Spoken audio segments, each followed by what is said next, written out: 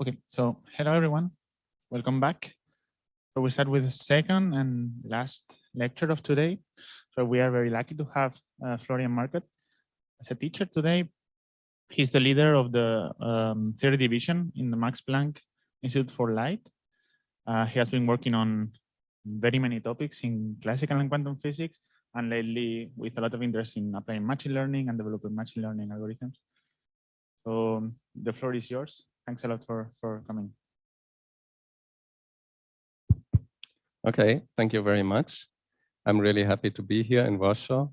It's my first real in-person conference again since 1.5 years.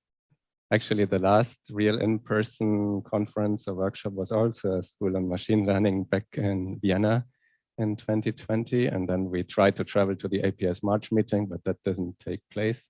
So here I'm back in person.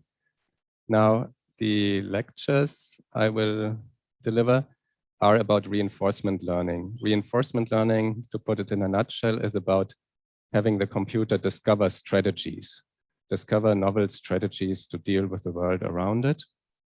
The concepts of reinforcement learning were already established in the 90s. So it's not very recent, these developments, but the power of reinforcement learning has been greatly expanded in the last few years because the concepts of reinforcement learning have been merged with those of deep neural networks. So before I start, here's an outline of my lectures. I will first explain to you in very simple words the basic setting of reinforcement learning so that you really know what the problem is about.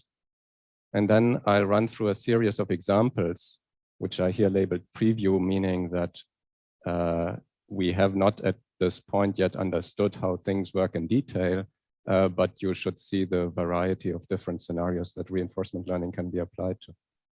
And then I'll go through some very important preliminaries. No need to go through them now, but they set the stage for then discussing the two big branches of reinforcement learning approaches that there are. That is one type of approaches, which is called policy gradient, and another type of approaches, which is called Q-learning. And so this is basically the program of today and tomorrow. And then in the last lecture after the tutorial, I want to give you 2 examples of our recent work applying reinforcement learning to physics. Okay, now before I tell you about the setting of reinforcement learning, here's just a quick note. If you want to have material to read up on, then I have been delivering a course on machine learning for the past few years, since 2017. That is mostly neural networks, taught to physicists with a typical background that you have in, say, linear algebra as an undergraduate in physics.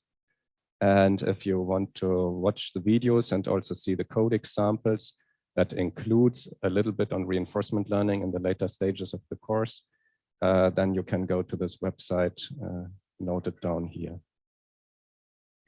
Also, there are some lecture notes which are very condensed, really, but they have the added benefit in the context of this school that they are also about how to apply machine learning to quantum devices.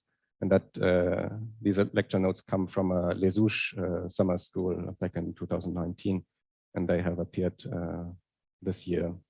And you can find them here. Okay, so now let's get started. First, I want to draw a very clear distinction between supervised learning and reinforcement learning. So when we think of supervised learning, we think of what covers, say, 90% or so of neural network applications. You know the setting very well, of course, since you are in the second part of the school. So you will have lots and lots of training examples where one example always consists of an input and the desired output. And you show these training examples to a neural network and you reward it if it can try to approximate the correct output to the given input. So we could view this as a situation where we have a teacher and a student. The teacher is very smart. The teacher knows all the answers to all the possible questions in this particular domain. like all the labels for all the images that could be seen in this domain. And then it shows these examples or a subset of these examples to the student. And the student tries as hard as possible to imitate the teacher, to come as close as possible to the performance of the teacher on the training examples. And then by extension, hopefully it can also extrapolate or interpolate on examples that it hasn't seen before. Now, this is already can be pretty powerful because if you have a deep neural network, then it can discover relatively complex internal structure of the training examples. So it can not only say that this image is a dog if only 5 pixels have changed, but it can be quite drastically changed, can have different lighting and so on, and could still work. But still it's limited. And in a sense, the final level is limited by the teacher. If the teacher never shows you a picture of a kangaroo, maybe the teacher doesn't even know kangaroos, then the student will never learn to correctly recognize kangaroos. So this is obviously not quite ideal. This is not the situation we have in mind if we think of a really good student, or if we think, say, of a scientist. So if we think of a really good student or of a scientist, we eventually want that student or the scientist to discover new things. So things, discover answers to questions that have never been posed in this or even a slightly similar form. Discover answers where no teacher knows the correct solution. And so how might this be done in general if you don't have anyone telling you the correct answer? Well, what you can do certainly is you can try out different things randomly at first. And once you discover by chance something that works a little bit better than random chance, then you keep it and say you start to modify it and build on it and extend it. And maybe you can become better and better and better. So it's a kind of optimization problem, but you really start from scratch. You start from zero. You have no teacher telling you what is right and what is wrong. There's one kind of input, of course, you need to know, which is what is the overall goal? And we will discuss such overall goals in a moment. But if we can phrase a problem like that, in principle, the final level might be unlimited. Yeah? So this kind of student might discover things that are completely unknown so far. I'm skipping here a little bit in the distinction that people usually make. So there's supervised learning, and then there's unsupervised learning, including in particular representation learning, so compressing data. I'm skipping this a little bit, and I'm going direct to reinforcement learning, which is discovering new strategies. Okay, so what's the basic setting? I like to think in terms of such a little robot. And you see this robot can move around the world. It can observe the world. You can see there is this little ball. There are these cubes. And it can then say, pick up one of these cubes. It can move the ball. It can grab it and put it somewhere else. And it can say, avoid the blocks falling down and stuff like that. So it can randomly try out things. So let's unpack what I just said. It can act, obviously. Actions here are, say, grabbing something or also moving around. Because it can act, it is called an agent. So I'm now introducing the terminology of this field. So the little robot that can act on the world around it is called an agent. And so the word agent here in principle carries 2 meanings in it. So first, there is the physical embodiment of the agent. So the robot takes up a certain space, and if it runs into some of the objects, maybe it breaks or something like this. So this is part of the agent, so the capabilities it has and what it can do and what happens to it. But then also internally, the agent has a brain, and the brain eventually may be a neural network, and this brain has to decide what to do next based on the observations. So these pieces are part of the agent. It can also observe, I mentioned that. And what does it observe? Well, it observes the world around it. And in the reinforcement learning language, the world around the agent is called the environment. Everything around the agent is the environment. And what it observes specifically is called the state of the environment. That would, for example, be the specific configuration of these objects that it sees. And if it acts on them, then it can move them around and it can therefore change the state. And if it has changed the state, then first of all, it will observe a different state, but also maybe the possible actions it can take will now have changed in response to that. So if it does act, it can get a reward. This is a crucial part of the whole game, because if it did not get any indication of what is considered good and bad, then of course it would just forever try out random stuff. And maybe it would learn a little bit about how the environment behaves, that's true, but it would not be driven towards optimizing a certain task. And so we need to introduce rewards. And for example, we could give, in this case, a reward if it picks up this ball.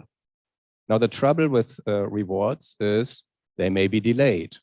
For example, while you might quite immediately get a reward if you reach out and grab this little ball, maybe to get the big ball, you need to move around the blocks and only then you can pick them up. And moving around them may even cost you a little bit of energy. So that could be modeled as a negative reward. So that means you first have to encounter a negative reward only to get a larger reward later on. So rewards can be delayed, and they can be delayed really, really a lot. For example, if you play a game against an opponent, only after many, many moves, you will learn whether you have lost or whether you have won. The second thing is that this final reward that you get also depends on the behavior of the environment, how the environment reacts to the actions that you take. For example, if you are greedy and grab this little ball, maybe you are accidentally pushing over these blocks, and then these blocks will bury the big ball and you can never reach it anymore. So that means the behavior of the environment is important. And that also tells us something. If you were to place this agent without any prior knowledge in this situation, of course, there's no way it can know exactly what is the behavior of this environment unless it has a model of the environment internally. And if it has no such model, then it will just start to do random stuff, and maybe what I just said will happen. So these blocks crash and bury the big ball. So that is a problem, which already tells us in order to succeed in such cases where you do not have a model of the environment, you really have to be able to train repeatedly. So you're repeatedly placed in this situation or similar situations, and then you can learn what is the best strategy. So that's the idea. So if we want to sum up this little introduction, reinforcement learning really consists in trying to discover from scratch strategies, how to behave in a world, that is, how to act based on observations in order to maximize a reward. And these strategies can be quite involved, as we will see later. So that's reinforcement learning in a nutshell. So by the way, please feel free to ask questions, and those who are present in person do not even need to unmute themselves. So this glitch is gone. So please, if you have questions, interrupt me at any time, just to say this. Okay, but otherwise I'll go on. So to conclude this introduction, I'll introduce a final definition, let's say a label, which is policy. So here we have the whole situation that I have discussed so far in a more schematic representation. We divide everything into the environment, that is everything outside the agent, and the agent. The agent can observe, and the observed state is then somehow turned by the brain of the agent into the next action. This mapping from state to action has a name, and we call that the policy of the agent. It could be very simple. It could be a simple lookup table if there are only very few states and very few actions. Maybe you will look, I'm in state 7, I'm observing state number 7, I should do action number 3. It could be probabilistic, and it can, of course, be implemented as a deep neural network as well. And then once you have decided on the action, you apply this action, and then the environment does whatever it does depending on this action. Okay. So that is the setting. And by now, even though I haven't told you how this is all supposed to work and what are the ingredients and so on, you know enough of the definitions that we can already go through a set of examples just to show you the variety of scenarios that you can attack using reinforcement learning. And I call this a preview just to tell you, of course, you are not supposed to ask detailed questions about any of these examples right now because we are not yet there. That would be a little bit premature, but this is just to tell you the variety. So this is one of the simplest examples that people invented in the very early days when reinforcement learning was not yet very powerful. That's a physical example, actually. You have a little cart on wheels which can move around, and attached to it is a pendulum, and your task is to balance the pendulum upside down, which is not so easy, as you know. So you can do that by moving the cart horizontally, and if you do it in just the right way, the pendulum will mostly stay upside down. So in all of the examples that I'm now going to discuss, I'm always asking, what is the state? What is the action? And what is the reward? So the state here would be basically the angle and also the velocity of the pendulum. If you know the angle and the velocity, you can probably figure out what is the best action to do in the next moment in order to keep it balanced. The action is, in this scenario, just the acceleration of the cart. So you apply a force to the cart, you can move it horizontally, and that's what you can do in each instant of time. Maybe there's even a limit to the size of the force. That depends on the situation. And then how would you define the reward? Well, if you want to balance it, then that means you want this mass, this black ball, to be as high as possible above ground. So you could say the reward is given by the height of the mass on the pendulum. And again, there are different, even for such a simple situation, there are different choices. You could say, oh, I have a fixed time interval, and I only care about that the pendulum is upside down at the very end of the time interval, and I only care about the height of the black mass at the end of the whole time interval. And you can do any strategy you want as long as at the end of the time interval, the pendulum is upside down.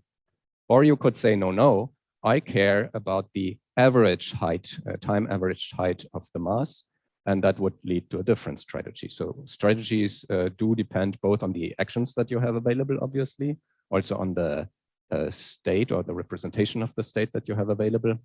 And the best strategy that you find will also depend on the type of reward, obviously, because the reward defines the task. Okay, so that's still relatively simple. Let's move on to something more complex. So consider a labyrinth, a maze. And I will now run through several different configurations of this task, although it's always about solving a maze, but that can mean different things, and depending on what it means, you will end up with different optimal strategies. So let's first say the maze is fixed. So there's only one maze in the world that you're interested in solving. Yeah? And let's even pretend for a moment that the target location is fixed. So then, to make it a little bit interesting, at least I want my robot to start at a random location in this maze. And then the task in words will be that the robot tries to go towards the target in as short a time as possible. So in this case, what would be the state? Well, the state could be simply the location of the robot. Let's say you give the X and the Y coordinate of the robot. That is the state that I need to know in order to decide on the next action. The next action, that's obvious, that's the motion in north, south, west, east direction. And then we can define a reward, and the reward might depend, for example, on the number of time steps that it took you to go towards the target. That's one way to define the reward. Now, there are several interesting side notes you can make here. For example, if I always were to start my robot in the same location, then the optimal strategy does not even need to involve observation. The robot can be blind. After it has found the optimal strategy, it can just remember, okay, east, east, east, south, west, north, blah, blah, blah. So it remembers a sequence of actions and never needs to look again once it has found this optimal strategy. If the location, however, of course, is random at first, then at least it would need to observe its initial location once, and then it can still draw on its memory bank and see, okay, if the initial location was this, then the following sequence of moves will take me to the target. So we can also say what happens if I let the target be random? Yeah. In that case, of course, in order to move towards the target, not only do you need to know your own present location, but you also want to know the location of the target. So the state space, so to speak, or the space of observable states, more precisely, becomes larger. Okay, so this is a fixed maze. So you're only interested in solving this one particular maze, and there's an optimal strategy to do this. But what happens if I'm interested in solving random mazes, maybe of a given size, but random? So each time I play the game, there's another maze waiting for me. And of course, what I just explained, the simple strategy that you even are blindfolded and you know just the right sequence of moves, that cannot work anymore because it's a completely new maze every time you play the game. So in order to have any chance at something better than a mere simple random strategy, you can have the state be the image of the whole maze. So that would allow you an image of the whole maze, including the robot and the target. That would obviously allow you, at least a human, could then obviously try to make a plan and to look at this image and see, okay, which corridors do I have to follow to go from from my initial location to the target. So this becomes obviously much more complicated. It's much harder to find a good strategy. And learning a strategy still must involve to experience many different situations. So to experience many different random mazes. We can make it even harder. We could say that you are not allowed to watch a picture of the whole maze. So now we have a random maze or maybe a fixed maze, but we can only observe the close-by surroundings of our robot, just like shown here. That makes it harder. In particular, it means if you don't just want to do random motion, then your agent will need memory. So it could start to move around. Let's say we are trying to solve random mazes. So at the beginning, we don't even see where's the target. So we have to move around and, so to speak, explore the whole maze and build up internally a map, a partial map of the whole maze. Once we've, for the first time, discover in this random exploration, where is the target, we may be still separated by a wall from the target, of course. We now have to go back to our partial map and see, oh, is there already a path that I can discover from where I am now to the location of the target? Maybe there is, maybe your map is already big enough, but maybe there isn't. In that case, you have to explore this unknown world in a very targeted way so as to fill in the details of the map in those locations where you need them most in order to possibly discover a path to the target. So this becomes ever more involved. And of course, the likelihood to succeed in learning such a strategy becomes ever smaller the more you move to such complex examples. Okay. So once you talk about robots running around mazes, you think of Pac-Man and you think of video games. And so video games have been a very favorite benchmark in this field because, I mean, there are simulators of, say, old video games running on your PC very fast. And you can then also apply reinforcement learning to them. In such a case, the observed state could be the image that you see on the screen, or maybe even a small sequence of images if it becomes important whether these spaceships are moving to the right or to the left. The actions could simply be the motion again of this spaceship of the player. And the reward, well, that's particularly simple here. The reward would be just the high score or the change in the high score. So whenever this number here increases, then you get a reward. Another example concerns board games. That makes it a little bit harder because there's an opponent, actually a real world human opponent possibly. The observed state in this case would be the whole board.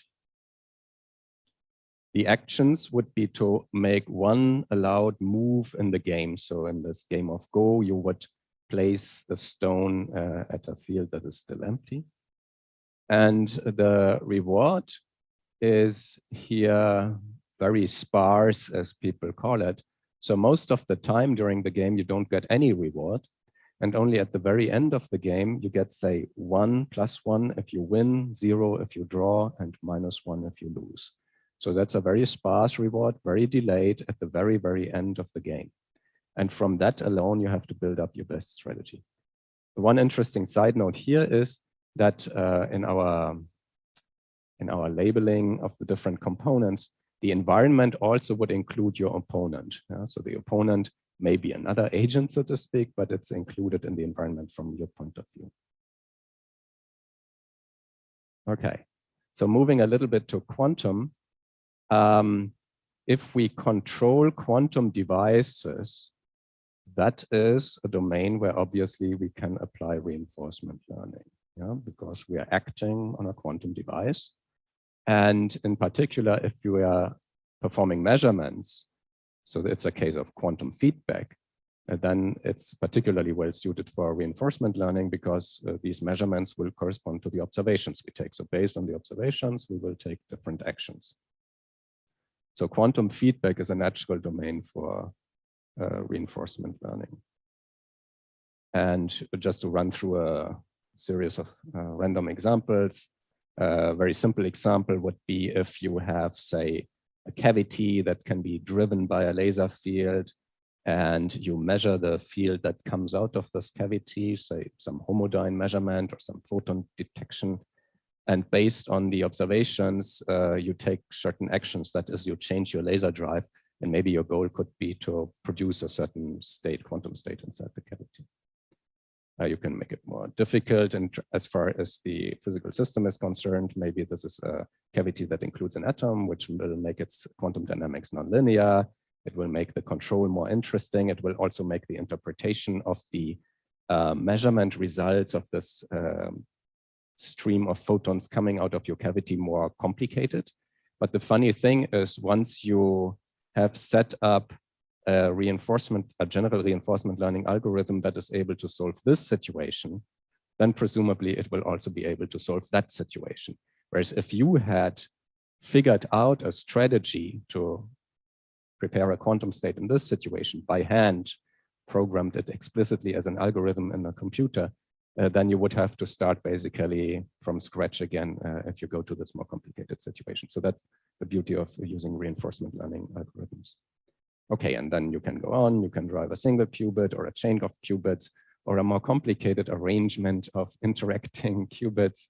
And the actions you could apply correspond to the different gates, quantum gates that people talk about when you do quantum computing. And then finally, to take it on an even more abstract level, you could also look at a quantum circuit that is, so to speak, quantum software, the whole program, the whole gate sequence that is run on your quantum computer. And instead of one action being yet another gate that you apply, you could say, I look at this whole quantum circuit and I want to modify this circuit. For example, I find that there is a transformation that leaves this circuit invariant. It represents still the same overall unitary, but maybe it makes the circuit more compact, and this is something good. So in that case, the state would be the whole quantum circuit, and you have to find a good representation of that for your reinforcement learning algorithm. The action would be some transformation, like changing some of the gates, deleting some of the gates. And the reward could, for example, be made to depend on whether the circuit has become shorter. Okay. So any questions so far? Setting and the examples.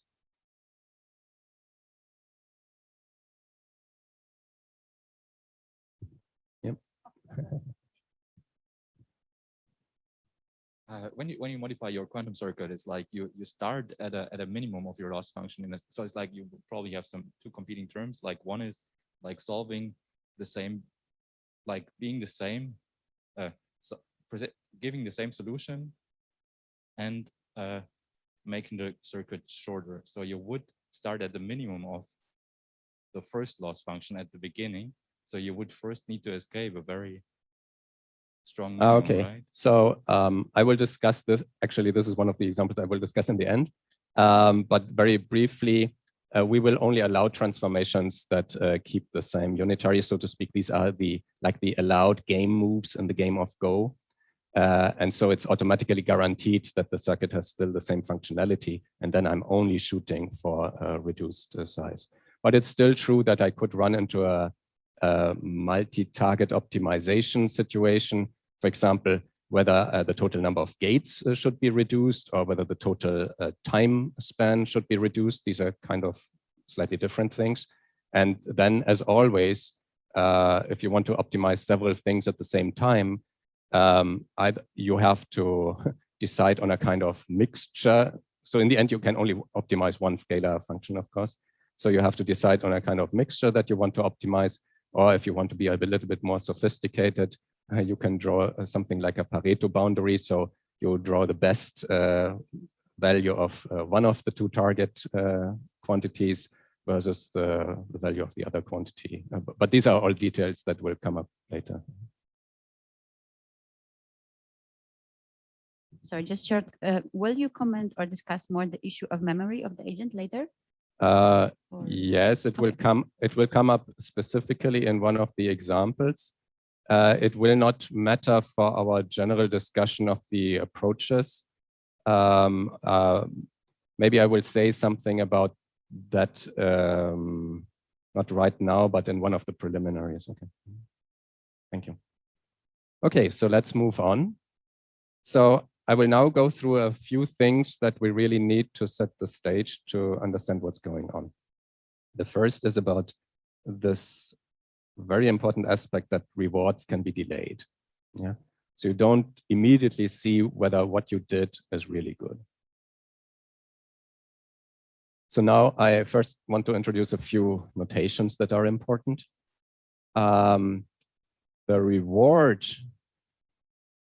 is this quantity little r, and this is something we instantaneously get at some time step t. Now, in some cases, there might only be a reward at the very end of a long time sequence. And of course, it depends on everything that you have done before, whether you win or you lose the game, but you're assigned the reward only at the very end.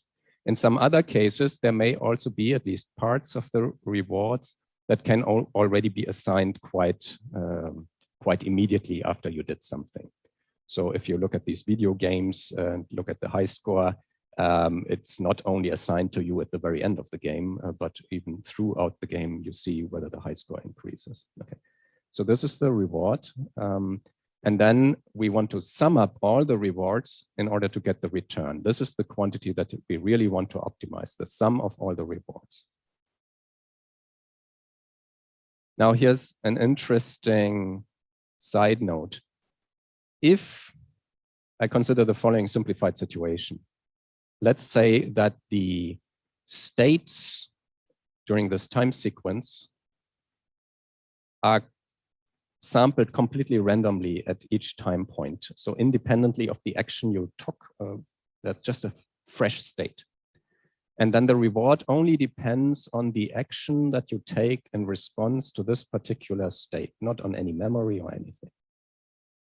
In that case, you can think about it for a moment and you see this will boil down to supervised learning.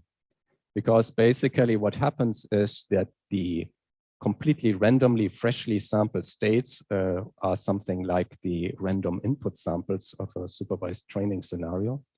And the reward, depending on the action that you took in response to this particular state that you're now observing, that would mean that the reward is something like minus the cost function, and the action that you take is something like the output you give for the given input, which is the state.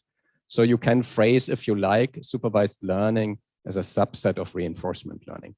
Of course, this is then pretty boring. That also means there is no delayed rewards or no memory needed, no particularly fancy strategies. It's just always giving the correct response that is the correct action to every state that you observe.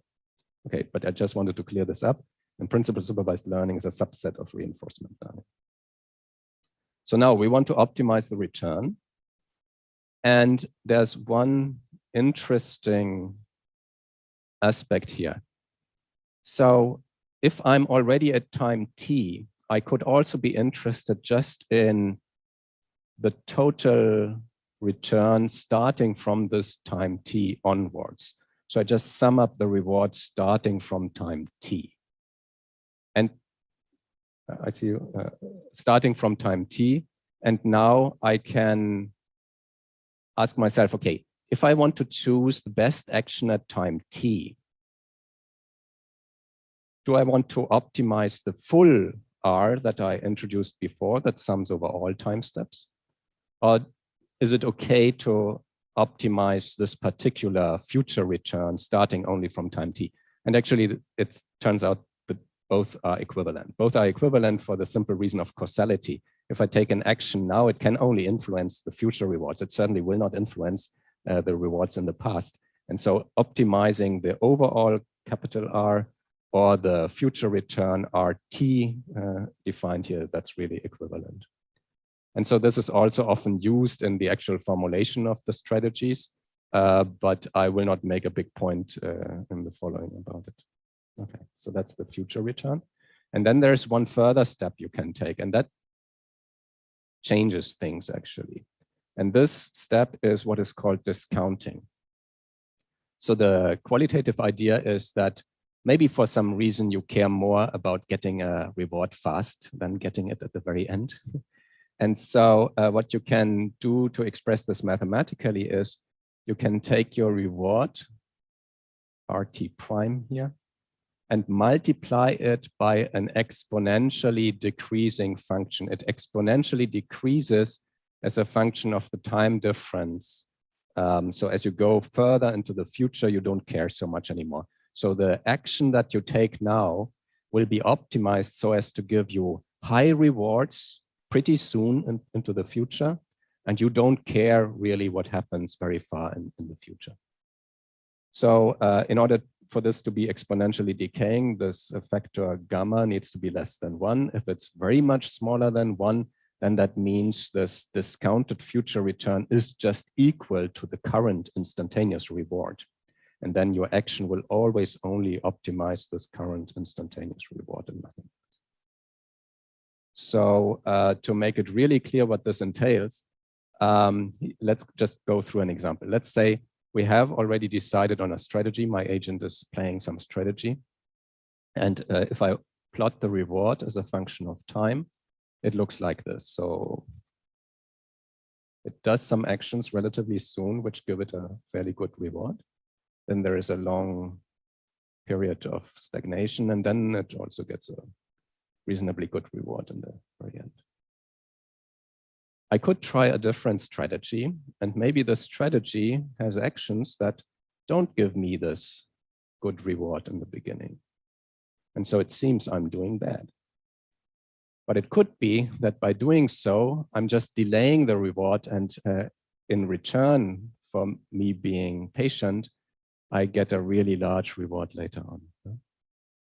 And so that's in both in technical terms and non-technical terms, that's the difference between being greedy and being not greedy.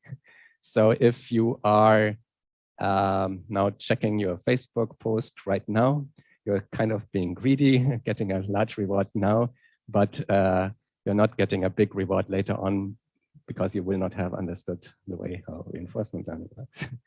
So, so this will be preferred by a greedy strategy.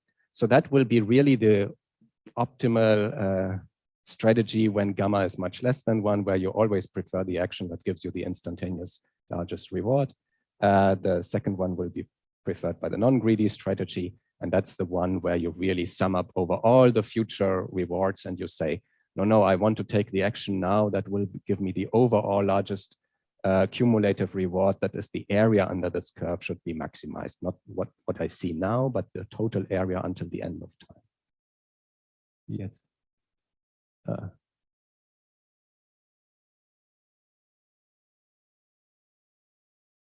Yes, we are not yet even, okay. So the question is already one step ahead, so to speak. How am I to optimize this, even if especially if I cannot look into the future? We will come to that. That's at the heart of the reinforcement learning algorithm. But the short answer is there are two things. Either you have a model of your environment so that you can plan ahead and simulate what would happen if I did this or did that. So then you can predict the future. Or if you cannot predict the future, you just have to go through many, many example trajectories, so to speak, and see what happens in each case. And then in a sense, you're learning what will be the return, the overall return if you do this or that action at this current moment in time. But it's true, if you are facing the situation for the first time ever, you will not be able to predict anything. Yes, please. Could you comment a bit more about this difference between being able to model the environment and not? Because yeah, that will be one of the preliminaries. Actually, it's a whole subsection. Yeah, that's important.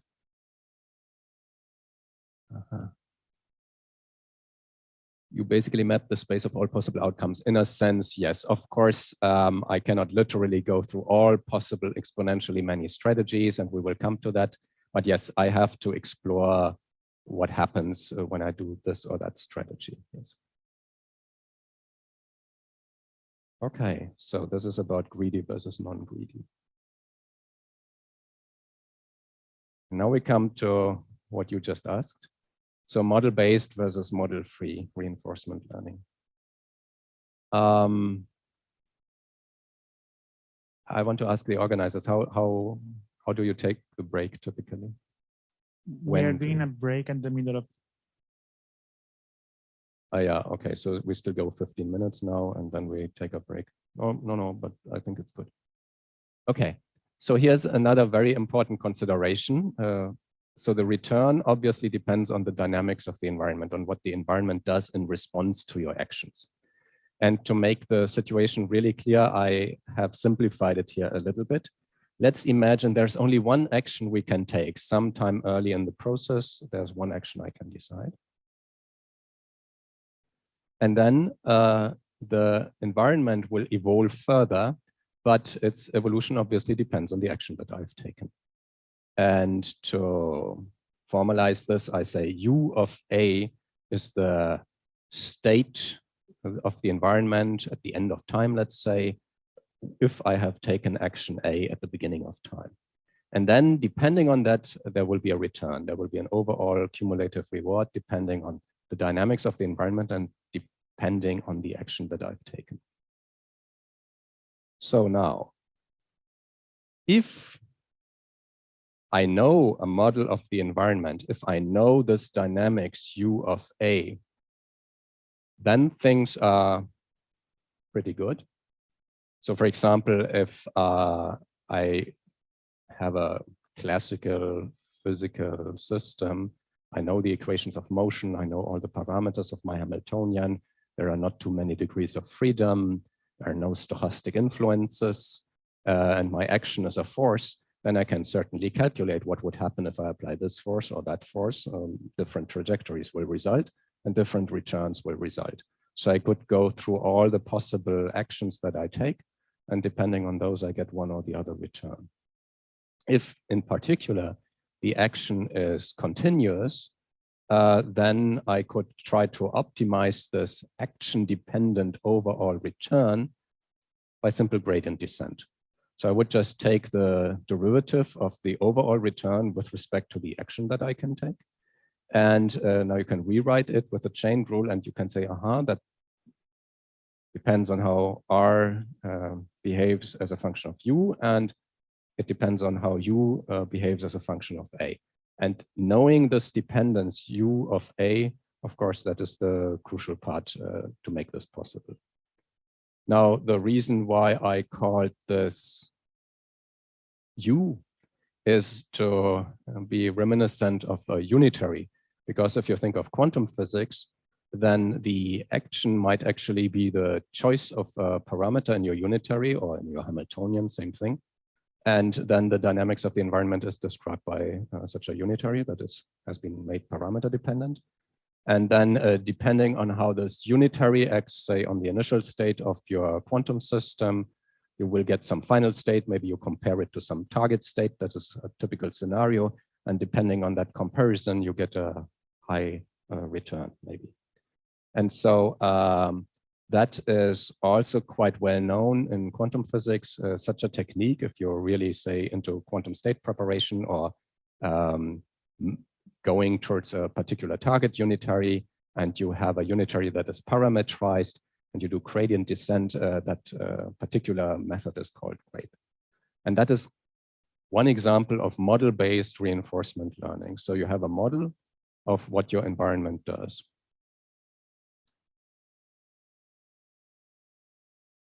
This was the example of having continuous actions.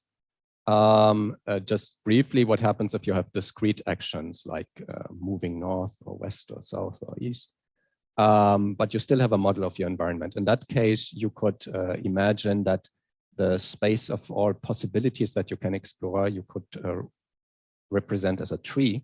And so say each node is the state you're in. And then depending on the action you take one or the other branch of the tree. And then a sequence of actions would just end up in one of the final leaves of this tree. And then depending on that, you get the return. And what you could do then is you just go through maybe all of the tree, if you want to be exhaustive, and you'll figure out which path, which sequence of actions leads you to the highest return. So basically, if you know a model of your environment, in this case, environment that evolves according to discrete action choices, before you do anything, before you even do the first action, you run through this tree of possibilities, and you figure out which sequence of actions would give me the highest return. And then you do the action that is the first action in this optimal sequence, and that's it. So this is model-based reinforcement learning. But that will not be what I am going to talk about in this lecture. So the question we want to ask is, what do we do if we do not know any model of the environment? Yeah. So maybe that literally means I'm in a real world environment. My robot is in the real world environment. It's much too complex. I cannot even start to model it mathematically. Also, there are many parameters that would be unknown. Even if I could write down a kind of Hamiltonian, it's completely hopeless. Yeah? Maybe there are stochastic perturbations. Maybe there are humans in the game. So it's completely hopeless. I simply do not have a model. There are also other situations where in principle, maybe I would have a model. So whenever we apply these techniques to quantum physics situations on the computer and let the reinforcement learning algorithm find a good strategy, of course, we do have some kind of model because we are running it on the computer. But these are situations where maybe I do not want to make use of this particular model, yeah? Because maybe the model is too complex, or at least I don't want to reinvent a new algorithm for each new situation. I just want to have one algorithm that can deal with everything. Also, there are many cases where maybe you do have a kind of model in the form of a computer program, but you would not actually be able to differentiate through this model, yeah? Because it's not written in TensorFlow, it's just some other library routine. And in that case, your model, although it's there, it's still kind of a black box and you don't want to look inside. And so from that point of view, it's a little bit like the real world around you. Okay, so now we face a problem because it's still true that what the return is based on my action is mediated by the dynamics of the environment. So action, environment, and then the return. So I now face a serious problem because my dynamics of the environment is only a kind of black box. It's like an oracle that I can query, but nothing more. And so there are two basic approaches that you can take out of this dilemma. And these form the basis of what is then called model-free reinforcement learning, where you do not need an explicit model of the environment. So the first one is pretty straightforward. It's basically, there is a learning phase in which you're allowed to experiment. And you're basically just trying out all the different actions. And you see what happens in the real world or in your computer code that is like a black box. And then you calculate the return. And so you make a little table. So for each action, you figure out what has been the return. And you call this the quality of the move. So different actions have different qualities. That's Q. And then finally, if you are really going to decide on the real strategy, once you have constructed this table, you just pick the action that offers you the highest expected return. So pick the A that maximizes Q. Now, of course, this is oversimplified. There is not only one action, there will be several actions in a sequence. You cannot possibly explore everything. We will come to that in a moment. But that is the basic idea of Q learning. So try out everything and see what's best. The second one is related, but a slightly different setup. There you say that you are, again, running the game many times. That's always part of the learning process. But you are saying that you take actions stochastically. So there's a probability distribution, P of A, of taking one or the other action. And so if you average now the return over these many different stochastic runs, then you get an average return for this particular probability distribution. And what you can then start to do is you modify the probability distribution over actions so as to increase the overall return. And often this means that the probability distribution is parameterized somehow, and you change these parameters using gradient descent. And so that is known as policy gradient. The end result of that is often a deterministic policy where one of the probabilities is 1 and all the other probabilities are 0, but you start out from something quite random, and then you run through many games stochastically and you update the probability distribution. So these are the two possibilities, basically. Yeah, thank you. Could you maybe point out a bit more like which exactly are the differences in these two methods? Because like for me, it seems like the neural network, like if you're doing it with a neural network, would have to learn basically exactly the same. Like basically also like if you're trying to learn the actions, it would basically like have to first just learn like all the values of each action with respect to each state, and then it would just just chose like the one with the best return. I fear it's a little bit too early to answer your question convincingly. Maybe you can try to ask the same question again once we went through policy gradient and then possibly also Q learning, because this is obviously a little bit oversimplified. It's true that on this very high conceptual level, on the most rough level, it's the same. So you're trying out different things, you see what works better, you keep that. But there's an obvious, so the most important difference that you can already see at this level is that here in the first case, you are learning how good are different actions. And then your strategy consists in choosing the best according to this little table. Whereas in the second case, you directly learn a policy, which is stochastic, and you update this policy. So on this level, that's the only difference. Okay, thank you. Then I'm just gonna wait a bit. Yes, that's better.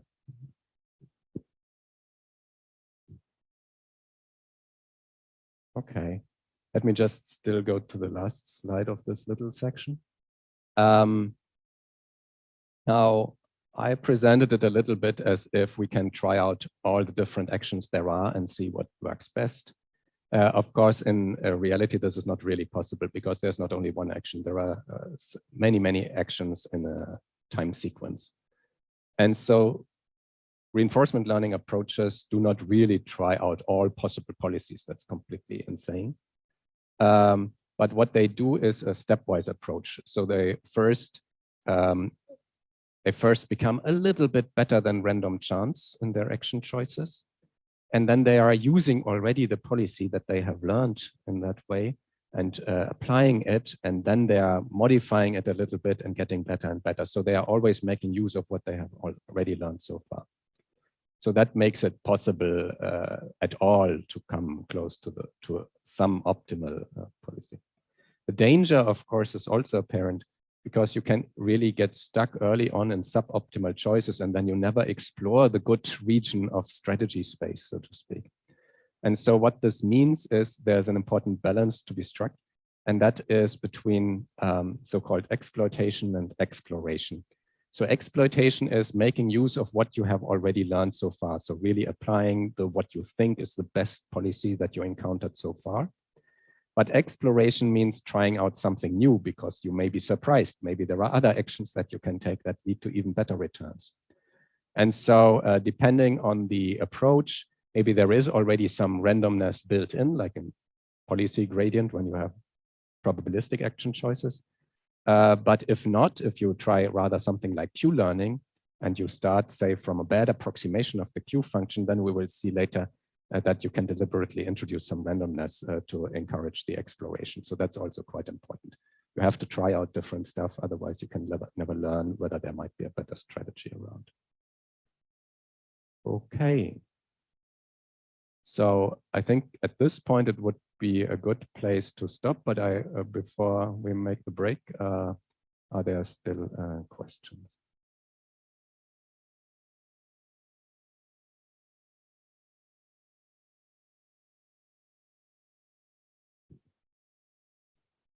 Hi. So I was wondering if we can have a full deterministic model of the environment, and then, for instance, do a tree search to find the optimal final state or whatever. Wouldn't that be more planning than reinforcement learning? Yeah. So this you can view this as planning. This brute force approach doesn't really work if the problem is somehow non-trivial. So for example, just jumping ahead in this game of Go, maybe you have seen it. People actually did a hybrid approach. So they used something like tree search, but you cannot possibly tree search through all the exponentially many possibilities for such a complicated game with so many moves and so many action possibilities. So then they combined it with the reinforcement learning approaches. Yeah, right. Thank you. Mm-hmm.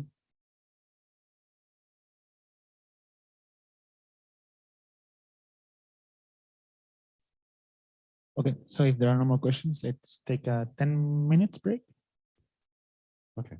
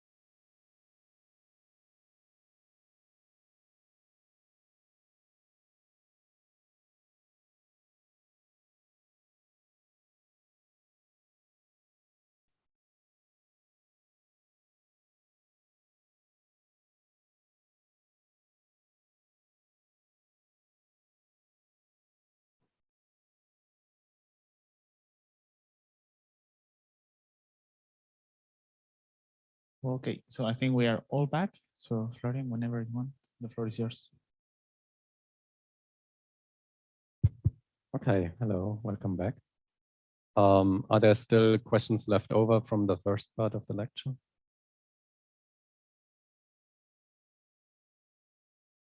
Okay, I don't see any. So let me get started again. We already said something about, say, delayed rewards and model-based versus model-free reinforcement learning. I now want to talk a little bit about the environment. So the environment, of course, you could think of as being deterministic, like a classical physical system. But to be as general as possible, we want to model it as being stochastic. And so the notation here is the following. We talk about the state of the environment S, and that may really be a very high dimensional description of the environment. Yeah. So in particular, a little bit later on, I will even make a distinction between the full state of the environment and the observed state that is available to the agent, which is a smaller subset. But for now, just let's think of the state of the environment. And then what we have for each time step is the following. We have the state that the environment is in, and we have now chosen an action to take. This action, of course, will modify the state, but possibly the next state, which I call S prime, is not just a deterministic function of S and A, but could involve some stochastic choices, also some stochastic influences coming in.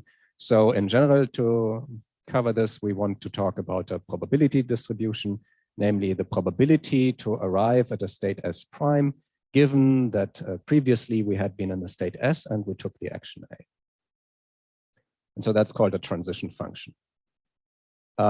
This could be deterministic, by the way. For example, a deterministic environment could be modeled by having the P be either 1 or 0.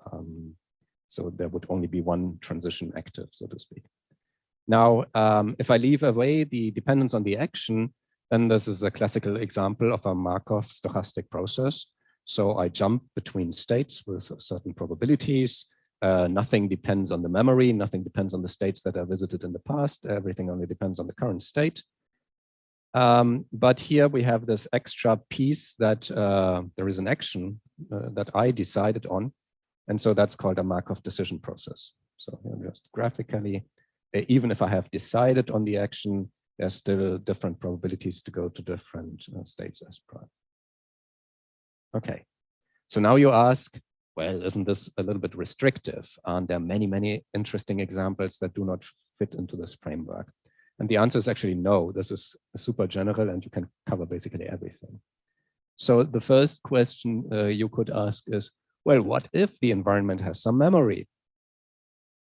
And so the answer I give, and this is a very general answer, is you just expand the state space to include that memory, and you can then go back to a Markov description.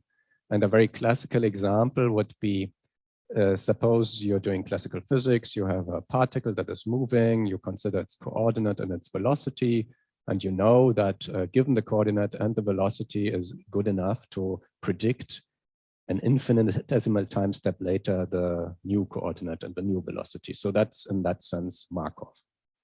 But now suppose your friend comes along and says, oh, I have this particle moving along. I only look at the coordinate and I see that if I know the coordinate at this point in time, I cannot predict the coordinate at the next point in time. And then you can be the smart guy and can tell your friend, oh, yes, that's because the state space you're looking at is too small. Just expand it to also include the velocity, and you're back to a Markov process. So that's what we can always do. Related to this is the question, okay, but what happens if the agent can only observe part of the state? And then the good approach to this is to say, no, the state I'm talking about in terms of these transition probabilities should really be the full state of the full environment, including all the parts that the agent cannot really see. But in order to take into account that the agent is restricted in this sense, I can constrain the allowable policies of the agent to only depend on the observable part of the state. So remember, the policy is the mapping from the current state to the action. More precisely, it will be the mapping from the observable part of the state to the next action that it takes. So in other words, I can still use the full formalism that I introduced on the previous slide without any modification, if I just keep in mind that when it comes to the policy, it only must depend on the observable part of the state that is accessible to the agent. And so to make it really clear here, if we have a full state space where we have maybe even deterministic dynamics and certainly Markovian dynamics, and now we restrict the state space, we only observe part of the state, then we can easily, by that measure, take a step towards having non-deterministic and non-Markovian dynamics. And the typical example is if you have, say, again, classical physics, many particles in a big box moving around. If you know all their positions and their velocities, that's deterministic dynamics and it's Markovian and it's very easy. But if for some reason you only observe a few of the particles, then it immediately becomes non-Markovian and it becomes non-deterministic. It becomes non-deterministic because you don't know what are the positions of the other particles.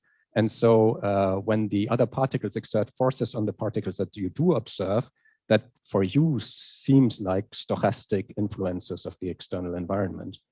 And it also becomes non-Markovian in the sense that if one of the particles you observe pushes a little bit one of the other millions of particles that you do not observe, then these other particles can do their dynamics, and sometime later there will be a back reaction force coming back on your few particles that you do observe, and it seems like there are delayed forces in your system, so non-Markovian dynamics.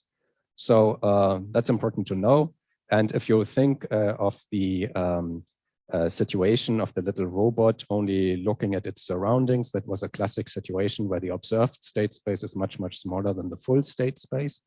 And the description in terms of these transition functions, you should think of the full state space, so to speak, everything that is needed to describe what your environment does, whereas the policy will only depend on the observed part. Okay, but the upshot is simply, even though you might think in the beginning that this is only a restricted class of cases, this is actually the full generality. Okay. And so now, to wrap this up, we will now go forward and discuss the actual algorithms. And in model-free reinforcement learning, there are 3 approaches, or basically 2 approaches, and then there is a combination. The first one is a policy gradient, where, as I told you, you're basically directly learning probabilities for actions. Then there's Q-learning, where you learn the expected returns, and afterwards you take the action that promises the best return. And then there is a combination of both that we will discuss in the very end, which is called actor-critic, whereas basically you're doing both together, the action probabilities and expected returns. Okay. So now, policy gradient. So we will now discuss one of the oldest and very powerful, actually, algorithms that exist in model-free reinforcement learning. And just to remind you, the simple setting we have to have something concrete in mind is something like this, a little robot running around a maze. The state could be the position, the action could be the move in different directions, and to complete the specification of the problem, we would have to say what is the reward. And in our case, the reward could be obtained by picking up a box. Say you run for a given time interval, and if you pick up 2 boxes, you get a reward, you get a final reward of +2, let's say. Okay. Now, what's the basic idea of this policy gradient algorithm, or reinforce as it was called by its inventor Williams in '92? The basic idea I already revealed to you, it's to use probabilistic action choices. And so you have a sequence of actions that depend on your observed state. And you run through the sequence. So that's one run of the game, or one trajectory, we will call it later. And you calculate the return. And if the return at the end turns out to be high, you will make all the actions that you did more likely for the future. You say, aha, now I somehow won the game. So everything I did must be good somehow. So when I encounter similar situations in the future, I will make these actions with even greater likelihood. Now, this sounds a little bit stupid if you think of it, because even if you won the game in the end, you might have made many bad moves in between, right? But it turns out that even so, the whole strategy succeeds. And of course, we will go into the mathematics of this. These are just the words. It will still succeed because even though it may sometimes accidentally reinforce some bad actions in this way, because bad actions can also be part of a game that you win in the end, these bad actions will more likely occur in trajectories which have a low reward. And so overall, on balance, averaged over all the trajectories you play, the bad actions will be punished, actually, and the good actions will be rewarded or reinforced. That's the name of the algorithm. Okay, so that's it in words. Now, to set up the mathematics, we have to talk about the policy. The policy is now really a probabilistic action choice. And the typical nomenclature that people like to use is the probabilities are called pi. That's not my choice. Pi of A given S. S is the state, or more precisely the observed state. A is the action choice. So what's the probability to take an action A given the observed state S? Now here we're talking about state and action at time t, time step t. And the other interesting item here is the subscript, the parameter theta. So you see we have a policy that is parametrized. And in the end, of course, while we are learning, we will change these parameters and thereby change our policy. And the whole point of policy gradient is to do gradient descent on this parameter to obtain better and better returns. Okay, but that's the basic setting. So probability of action given state. Okay. To make it really clear, if I have my little robot again in this example, then the policy, if the state is fixed, so the location is fixed, the policy could be written down in a little table. So for each of the 4 moves, I will have a probability. They should add up to 1. And that would be my little policy table. Now, of course, I would have one such table for each state. So if this is 5 by 5, there would be 25 states. So I have 25 tables. If my state is more complicated, for example, the boxes can be at different positions, and I also have to encode their position into the state, then the state space will become even larger. So you already see at this point that at some point it's no longer good to have tables for policies, but maybe I want to start using neural networks. But in principle, for simple examples, you can use tables. And then something we already know, once you decide on the action, according to these probabilities, randomly, you throw dice. Once you decide on the action, you will be taken to a new state. That could be either deterministic. Here's probably deterministic because the action is just the move and then you end up there. But maybe for some reason, the robot gives the command to its motor to move to the north and the motor fails stochastically, and then it also becomes a stochastic transition. Okay. So that's the setting.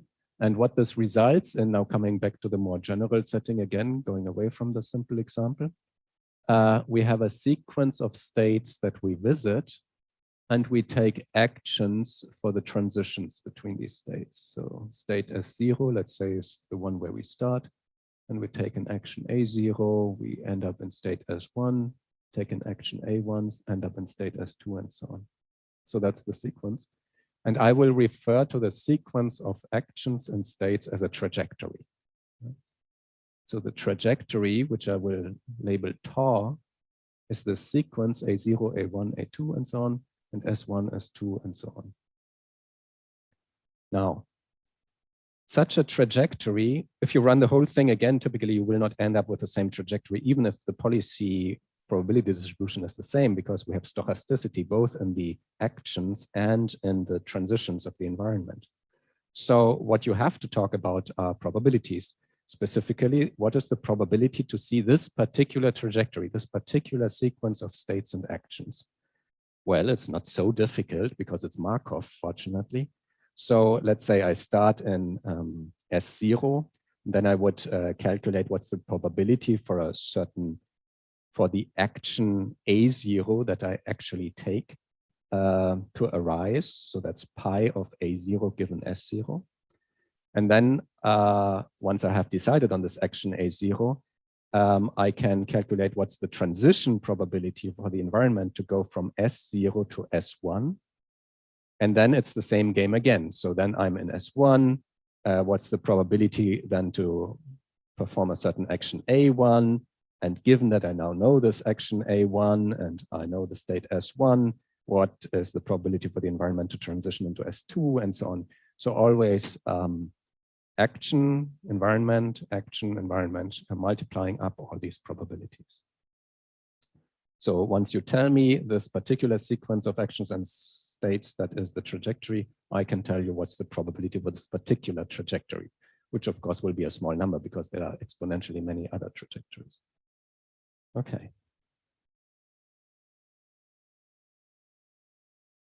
I think there's a question. I'm sorry, could you repeat, where does the probability of taking an action depend on? What does the probability of taking an action depend on? Oh, this probability distribution may depend on some parameters theta, but that's only our device to make it easier for us to update this probability distribution. I could also get rid of these parameters and just say, my goal is to find the best such probability distribution overall among all allowable probability distribution. But then later on, as we see, if the state space becomes larger and maybe the action space becomes larger, it's much better to use a neural network. And by definition, a neural network, of course, will depend on parameters such as its weights and biases. And that's how this parameter theta comes in. So theta is a high dimensional parameter, obviously. So that's the dependence I'm talking about. But at the moment, it's just important we can choose different policies. I hope that answered the question. Maybe I was not quite clear. Okay. So now what do we want to do? Well, we want to optimize the return. That's our only goal in life, so to speak. So we want to, first we want to calculate what is the expected cumulative reward or the expected return. And so I will use E as the expectation value, averaged over all the possible trajectories that I can take. So if I write it down very explicitly, there's a sum over all trajectories tau, of which there are exponentially many. The probability of a particular trajectory multiplied with the return of this particular trajectory. Okay. And so the sum over all tau, of course, that's a pretty bad sum with many variables. So it's a little bit like the kinds of sums that would occur in statistical physics if you calculate a partition sum. And like in statistical physics, we will not actually ever evaluate this sum. I mean, we will use it in our general mathematical derivations, but later on, we will only sample things, obviously. What we have to do overall, though, is to try to maximize the expected return by changing the parameters of the policy. And the only thing that we can come up with here, and that gives the method its name, is to do gradient descent, yeah? Or gradient ascent, actually, because we are optimizing, we are maximizing the return. So what is the gradient of the return with respect to the parameters theta? That's our question.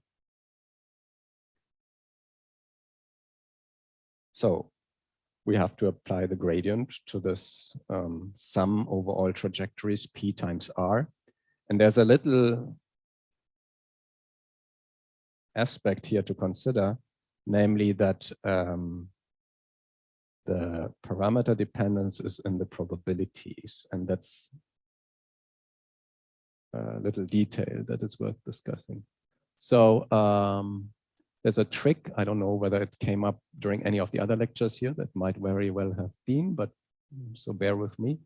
I call it the logarithmic gradient trick. So suppose the general situation where you have some variable x that depends on a random state s, and you want to calculate its expectation value. Yeah? So sum over s, p of s times x of s.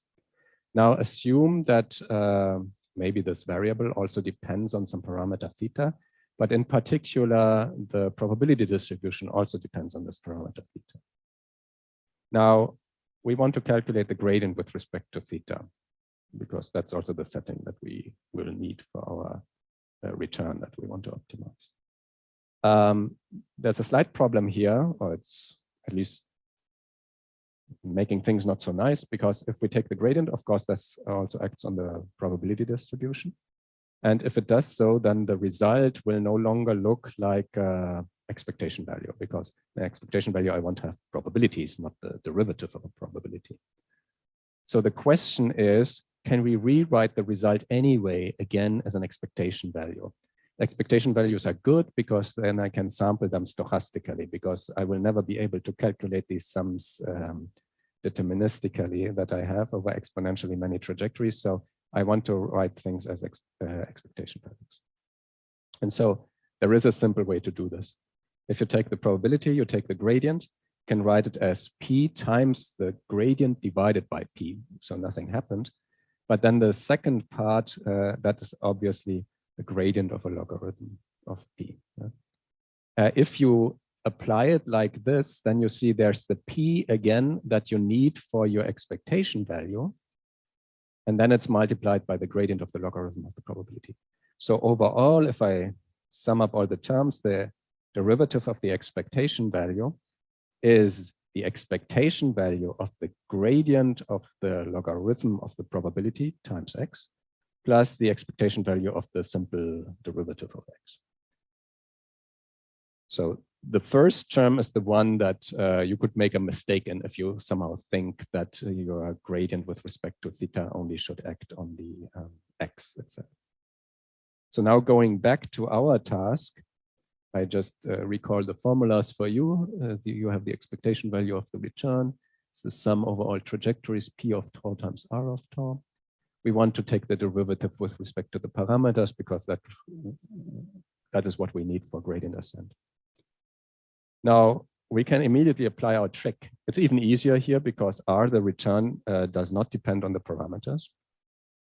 And so we could immediately write, aha, I just need the logarithmic gradient of p, and that's it. Now, I don't want to stop there, though, because we know a little bit more about this p. We know that p of tau, the probability to observe a particular trajectory, can be written in this product form, remember, where I have the policy probabilities and the transition probabilities. And so that's very nice now. So two things. So because it's a product form, and then if I take the logarithmic gradient, it splits into a sum. Because if I take the logarithm of this product, it splits into a sum. So that's very good. And the second thing is the parameter theta only enters in the policy, you see. It does not enter into this transition probabilities. And that's a very, very important point of the derivation here, because suddenly, this is the point where we become model free. There's still, of course, the transition probabilities, but we will split them off in a moment. No problem with those. What we do no longer have is somehow to differentiate through the transition probabilities when we take the derivative with respect to the parameters. Remember when I had r of u of a, where the naive way to treat things was to take a derivative of R with respect to U and U with respect to A, but that meant you needed a model of the environment. Here we don't need that anymore. So the stochastic setup has split these things apart, and that's very, very helpful. Okay. So now if I do take the gradient of the logarithm, then what this means is I get the sum of terms, sum over different time points. And for each of the time points, I take then in the end only the parameter gradient of the logarithm of this policy, pi theta. Yeah? So what this means is if I take the overall gradient that I wanted, I still have the sum over all trajectories tau, I still have the R of tau, but for all the rest, I get the following. First, I get a sum over all time points corresponding to this product over time points initially. Then I get this logarithmic gradient of the policy probability written down here nicely. And then what remains is just the probability of this trajectory again. That was the logarithmic gradient trick. This factor remains, and so I can rewrite everything as an expectation value again. This is what I need. Okay, so this is a little bit of algebra. I hope you are convinced by it. And then we immediately, since we have P of tau, we can immediately write everything as an expectation value over all trajectories, which is great because now I can stochastically sample over trajectories. And I find that the gradient of R, of the expectation value of R that I needed, is just the sum of all times, the expectation value of the overall return times the logarithmic gradient of the policy. So that is the main formula of the policy gradient method. Return times logarithmic gradient of the policy. Okay. So if I then actually do stochastic gradient descent, what I will do is I will update my parameter theta according to the gradient as usual. And the expectation value as usual, I will approximate by sampling. So I will just take its value for one trajectory or maybe a little batch of trajectory over which I average. Okay. So how can we interpret this? I claim what happens here is exactly what I told you in words in the beginning. So the update of theta will be given by this gradient, and the gradient is given by the formula on the right-hand side. And what happens here is you are increasing the probability, or the logarithm of the probability, but same thing. You're increasing that depending on the size of the return R. So if you are encountering a trajectory with a high value of R, then this gradient will be particularly large. And that means all the particular action choices that occurred in this particular trajectory, their policy probabilities will be enhanced. Yeah? If you come to another trajectory where R is smaller or 0 or whatever, negative maybe even, then these action probabilities for these particular actions that were taken that were part of this trajectory will not be enhanced, maybe even suppressed. And in case you're wondering, even if capital R is always positive, if you think through it and take into account the normalization of probabilities, you will always suppress the action choices, the probabilities for action choices for the lower than average returns. Okay. So again, you run many trajectories, you note all the actions you took, you note the return you get in the end. If the return is very high, you increase the probabilities to take all these actions also in the future. And so that step by step takes you closer and closer to the optimal policy. Okay, so time to stop here for a moment. And are there questions?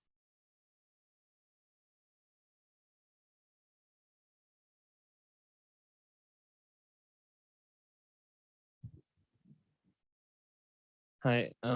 So I was wondering, since since it is stochastic, a good action can then fall into a series of bad actions, and then maybe if this happens a few times, the probability of taking this good action will be suppressed. Is there a guarantee of this method or a proof that ensures that it converges to the optimal trajectory? Well, okay, maybe I answer the second question first. So as usual with gradient ascent, there is no guarantee at all. I mean, even for a neural network, you know, it could get stuck in a local optimum. And what we know, however, is if I'm close to a fixed point, or maybe close to the global optimum, even if I'm lucky, then of course, as usual with gradient ascent, this will take me there. So on average, I'm going there. What could happen is that my policy is very constrained and cannot model the best strategies. That depends on how I parameterize it. We have certainly encountered also in our own work in many cases where you get stuck and you don't get unstuck, and then you have to look at what you could do. Maybe maybe I come a little bit to that later, but empirically what helps is if you think a little bit about how you set up your reward, because there may be different choices. It's not that one particular task, there's only one particular way to define the reward. Maybe you can help it a little bit. You can also think about what is the state that the agent can observe. It certainly helps if it can observe a larger representation of the state. But no guarantee there is not. Regarding your first example, I'm not quite sure I understand it. I think if one were to go through the detailed reasoning, one would, I mean, this is simple mathematics, right?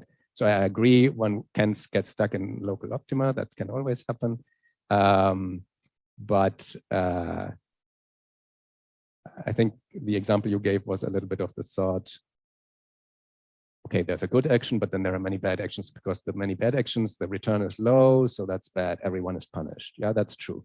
But if the good action is really a good action, then it will also occur in other trajectories together with other good actions, and then it will be rewarded. And so if it's by definition, a good action is probably one which occurs in the majority of cases in a good reward trajectory. Yeah, okay, makes sense. Right, thank you. Mm-hmm. So can I follow up on Yeah. from that question? So it's very, very similar, because I imagine that, so in like regular gradient methods, you really want to avoid the sharp minima because they don't generalize well and stuff. But here I imagine that there may be some very specific strategy, which is really nice. And maybe you even want to go to the sharp minimum. And I'm just wondering whether in reinforcement learning, you put lots of focus on this optimization and take care of, for example, landing in not specific, but like really sharp minima, which is really really strange strategy with, with not so much overlap with any other strategies, or yeah. So like how much focus is put on that? It's a bit hard to answer in general. It would be very hard to find such a strategy, certainly in the first place. So in general, in reinforcement learning, if you have a problem where there's only one strategy which consists of a very peculiar series of actions that take you there and that give you the high reward, and all the other strategies are bad, then that's not a good case for reinforcement learning. So an example would be if you are trying to crack a safe and there is a particular combination 305 blah blah blah that you have to put in to open the safe, and only if these 10 digits are correct, then you open the safe and you get the reward. Otherwise, you never get the reward. Then even all this fancy reinforcement learning business and also deep neural networks and so on will not help you, because actually there's, in that by definition, there's only the brute force answer to search for it. So when reinforcement learning is good, it's typically because you can build sequentially on ever improving strategies. So you find something that works a little bit well, and then you stitch it together and it works a little bit better, and you feel your way towards the good strategy. Yeah. Okay, thanks a lot. Because what I have in mind, there was this, funny videos about robots which are achieving their task in a very strange way, and I was like kind of thinking about that. But yeah, it makes sense. So basically, we in both in regular machine learning and in reinforcement learning, we always want to generalize well in the end and have this. Yeah, that's certainly true. Also, with regard to the fact that the real environment that you then encounter eventually, maybe it differs slightly from the training environment, and then it would be very good to have a very brittle strategy that immediately breaks. Hi. Okay. Hello. Yeah. I was just. It's more of an intuition question. You have the discounting of later actions having less of an impact, for instance. Would that have an impact on the policy as well? Because you'd think that there would need to be a different policy for Yes, later. absolutely. So if you discount, so the reason people introduce discounting is that it empirically helps the optimization game, which is not very surprising. If somehow if you discount extremely and become very greedy, you only need to figure out, oh, for this state, I always take this action that gives me the highest return. I don't need to worry about what happens in the long-term future. But this is often a suboptimal strategy. And so the good policy for the no discounting real case will typically look different.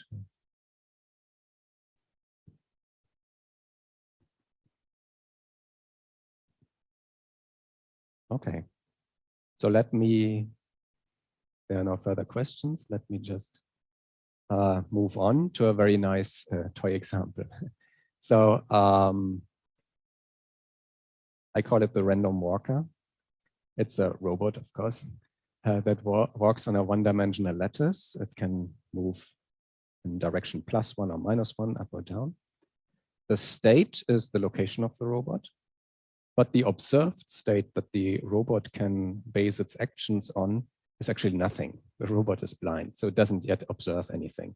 So in that case, it's a very, very simple example. So the actions will not be state dependent, but still in the context of a policy gradient, there will be a probability to go up and a probability to go down. And then I still have to tell you what's the game about. So what's the reward based on? Well, at first there's a probability to go up, probability to go down. That's a typical random walk. It may be a biased random walk. Maybe it goes more often up than down. So the trajectory looks like this. And after a finite number of time steps, let's say n, I record its final position. And then I just say my return r is the final position. So how far it got. And you can immediately tell me what's the optimal policy. So anyone, well, it says here. So the optimal policy must be to go up, up, up, up, up all the time, because then you go as far as possible. So the optimal policy is very trivial, but still we want to see how policy gradient arrives at this optimal policy in this case. And since this optimal policy does not need you to know what is your current location, I can afford to make the robot blind, because the optimal policy also does not make the action depend on the state. Okay, so the policy is just the probability to move up. I want to parameterize it, and for lack of a better idea, I take a sigmoid function, okay? And then we have to calculate the reinforcement learning update. So to make it really clear, what we will do is we have a trajectory that consists of its actions AT, up or down, so +1, -1, +1, +1, -1, just a sequence of plus and minus ones. We calculate the return, capital R, for this particular trajectory, which you remember is just the final position. And then policy gradient just tells us to do this. I take the logarithmic gradient of the policy probabilities for all these actions. They don't depend on states in this case. Multiply with the return, average over many, many trajectories, or a batch of trajectories, or whatever. Sum over all times, and that's it. That's the update of my parameter. So that's what we just learned. And we want to see what happens if I do this. Well, so the return is the final position. The final position I can write down very simply. It's the number of up steps I took minus the number of down steps, or 2 times the number of up steps minus the total number of steps, if I like. Okay. But what are the logarithmic gradients? Well, since I have an explicit expression for the policy probability, I can directly do this gradient, and I did it for you, and here's the result. So it's a number of up steps in this particular trajectory minus n times the probability to go up. Now you could just accept this as a piece of algebra, but if you look at it more closely, it is actually quite nice. So n times the probability to go up is the expected number of up steps, so to speak. And if I take the difference to the actual number, what I arrive at is a quantity that tells me, oh, in this particular trajectory, did I go up more often than average, than expected on average? And that becomes very important, because if I look at the reinforcement learning update, I multiply the return, which is just how far I got, times this quantity that tells me this trajectory. Is it one where I was more than on average going up? And that immediately, even without going through the details of the math, tells us this is already going in the right direction. Because if I do have such a trajectory where I'm going up more often than usual, then the return will also be higher than usual, because I'm moving further. And so overall, I will get a positive update. And you can go through the other cases when you have a trajectory with less than average moving up and so on. And you'll find that indeed you're moving in the right direction. You're updating your parameters so as to make it more and more likely to go up, which is what we wanted. Now, to carry out the math, you can also plug in these terms that we calculated above. You work it all out. You find, oh, the update is just the variance of the number of steps that I took up, which is just, since it's a binomial distribution, a probability times 1 minus probability times the number of steps. So the most important piece to note here is simply this whole thing is positive. It's a positive expression. Theta becomes larger in the course of the gradient update. And if theta becomes larger, you see the probability to go up becomes larger, which is exactly going towards the optimal policy. Yes, please. Yeah, sorry. So I think you said it and I missed that. So, but trajectory is like one possible solution, right? Or yeah, trajectory so is one sequence. So this is an image of a trajectory. So why the return doesn't depend on the trajectory? Oh, it does. So I mean, here it's like outside of the sum. So oh, it's already like averaged. Yeah, be careful. So this n up, that depends on the trajectory. I could write n up of tau. Yeah, that's the number of steps I took in the +1 direction for this particular trajectory.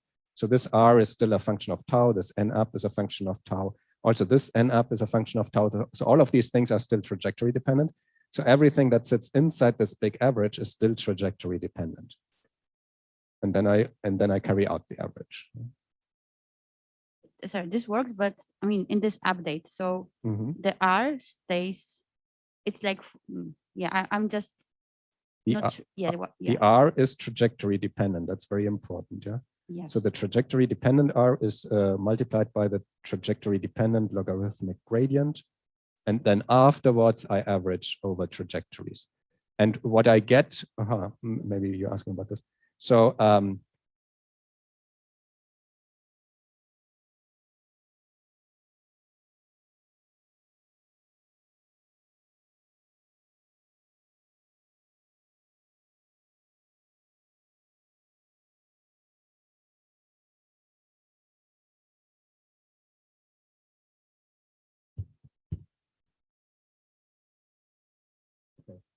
So what I get then is something which in a real numerical experiment, of course, I would then not average over all possible exponentially many trajectories.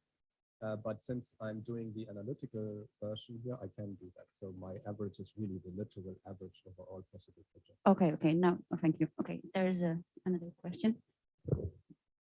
So maybe, yeah. So does policy gradient work as well for continuous actions? Yes, I will come to that a little bit later. The trick is, for example, to represent the final probability density like a Gaussian whose parameters you can control. Here you directly predict discrete actions, so to speak, or probabilities of discrete actions. And then we will control parameters of a Gaussian. So we will see that. Okay, so you assume you have a model of this distribution, then you look for Yeah, so it's parameters. then a specific distribution, namely it's a parameterized Gaussian. Okay, thank you. Okay. Okay, so great. So we see the update is going in the right direction. That's an encouraging first sign. And here I plot the update again. So delta theta is the reinforcement learning update, plotted as a function of the probability to move up. The probability to move up is just 1/2. So it's the unbiased random walk. Then actually the learning update is largest because then you're also exploring most. You get the most learning signal. Whereas if you're already close either to the good solution or to the really bad solution, you don't get a learning update. For the good solution, that's good. I mean, you're stuck there, that's fine. For the bad solution, the problem is if you're always moving to the left and deterministically moving to the left, you never see that things would be so much better if you were once in a while also moving to the right. So that's why you get really the best learning signal in the middle. Okay, and so here's some examples. First, focus on the orange line. That's the probability to go up as a function of time. When we do this update according to the average, where we really average over an infinite number of trajectories, and that's what we calculated analytically, that's the orange line. It goes towards the optimal solution. The blue lines are if you do a real numerical experiment and you evaluate this average not over infinitely many trajectories, but only over batches of 16 trajectories, then of course this probability fluctuates. These trajectories themselves look like stochastic processes. And then you can start to analyze things like, oh, what is the size of these fluctuations? How can I suppress these fluctuations and so on? But that can come later. Okay, so that was the simplest example. Maybe I still can do this one example in 3 minutes. So now it becomes a little bit more interesting. Now my little robot has to see. Why does it have to see? Because there will be a target, a flag planted at one of the lattice sites. And the aim of the robot will be to stay as much as possible on this particular target site. And of course, in order for it to do that, it must be able to see the target site. So the reward or the total return actually will be determined by the number of time steps that it has been on the target site. And so the actions are just to move or to stay. And the state, well, the overall state would be the location of the robot and even the location of the target, which is random from 1 to 1. But the observed state that is accessible to the robot, to the agent, is just 1 when it is on target and 0 when it is off target. So now there are 2 different states that it can distinguish. And so the policy would be represented in this fashion. So what's the probability to say move 1, given that I'm off target, which is 0. So action given state. So there are 4 of these probabilities, obviously. And then you can code this again, do a little numerical experiment, have all these probabilities depend on some parameters, theta 1 and theta 2, let's say. There is code that we can provide a link to. But anyway, if you do this, initially you just have these basically biased random walks, these trajectories moving up randomly. And then once it becomes better and better trained, it starts to understand that at this particular position where I plant the target here in this test case, it has to stop. So what it does understand is that the ideal strategy is obviously move as fast as possible first and then stop when you're on the target. So in terms of probabilities would be you want to move whenever you're not on the target. So pi of 1 given 0 should be 1. And when you're on the target, you should stay. So pi of 0, that is staying, a given 1, that is on the target, there should also be 1. So again, in numerical experiments, you can start the policy anywhere in the space and then see what happens as it executes stochastically this policy gradient update rule. And you see that everything is attracted towards this fixed point, which is the ideal strategy. And again, here, the same thing happens as before. You get the biggest learning signal when you're somewhere in the middle, and then it slows down near the ideal strategy, but unfortunately, it's a bit slow down when you're exactly at the opposite. Okay, so that is it, I guess, for today. Tomorrow we will continue then how to use a neural network to do these things. Also continue with Q-learning and with some. So thank you very much.